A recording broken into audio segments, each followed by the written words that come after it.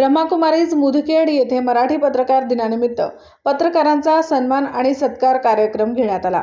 या कार्यक्रमात मुदखेड शहरातील पत्रकार बांधव मोठ्या संख्येने उपस्थित होते।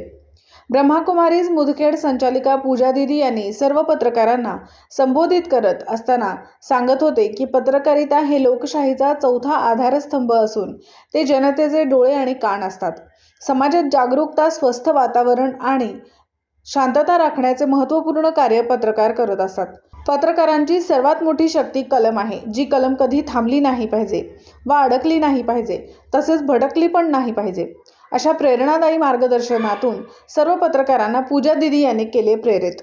उपस्थित सर्व पत्रकारांचा ईश्वरीय भेट देऊन ब्रह्माकुमारीज मुदखेड तर्फे केले सन्मानित।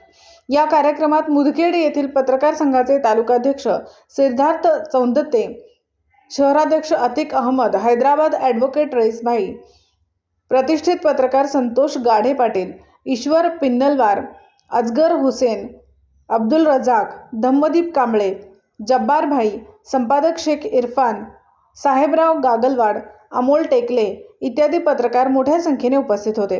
कार्यक्रमाचे सूत्रसंचालन राजाराम नुकुलवार यांनी केले। तसेच शिवाजी बुचाले सर, राठोड सर, गंगाधर फुले आणि ढगे यांनीही सन्माननीय पत्रकारांच्या सत्कारात नोंदविला सहभाग। अशा प्रकारे ब्रह्माकुमारीज मुदखेडच्या ईश्वरीय पवित्र प्रांगणात मराठी पत्रकार दिन अतिशय उत्साहात साजरा झाला। नांदेडहून N24 मराठी न्यूजसाठी अतिक अहमद।